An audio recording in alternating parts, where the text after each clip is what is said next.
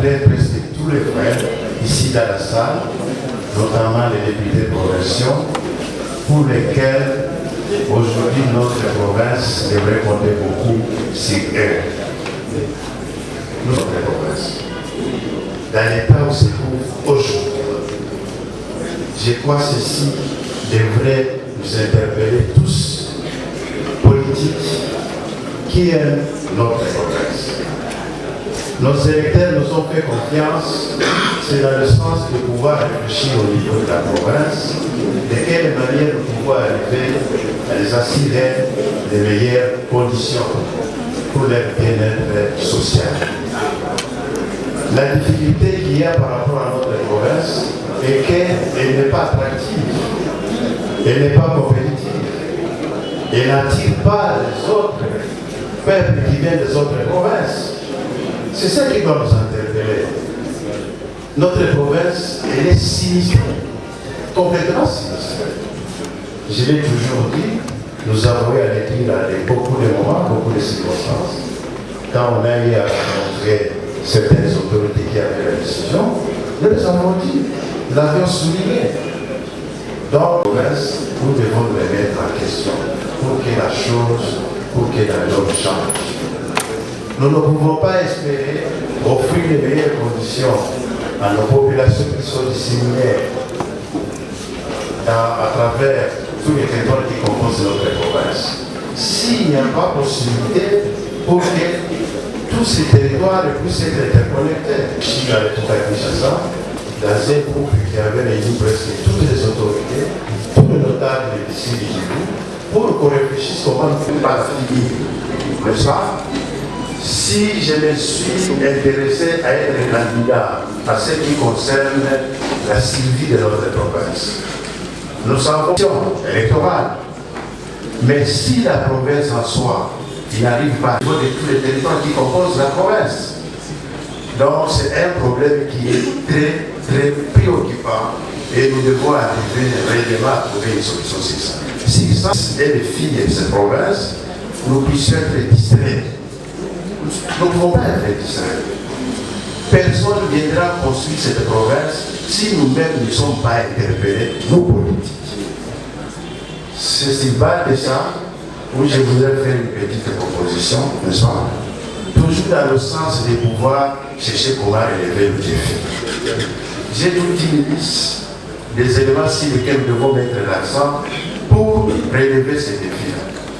Mais nous ne pouvons pas le faire dans le sens des compétitions. Ça ne sert à rien. Je crois, notre aîné, le président honoraire du Sénat, il a dit, nous avons besoin de la cohésion au niveau de la province, au niveau du politique, au niveau de nous qui vous représentons au niveau de Kinshasa. Puisque nos populations nous font confiance quand on nous entend, comme vous autres, comme nous aussi au niveau national.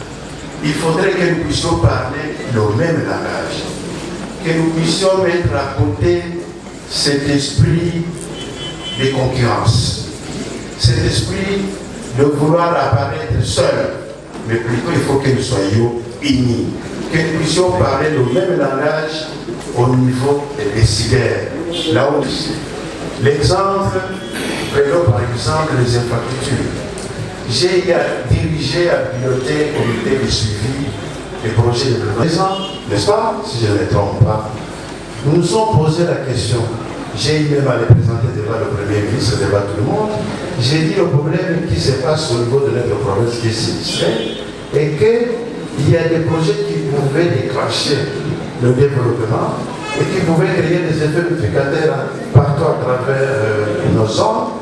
Mais malheureusement, il n'y a pas de suivi. Comment expliquer que notre province est, n'est-ce pas, la province de Bukavu, nous ne pouvons même pas arriver à connecter la province, ne peut même pas être liée avec physique, on ne peut pas aller dans un autre territoire. Tout ça pourquoi?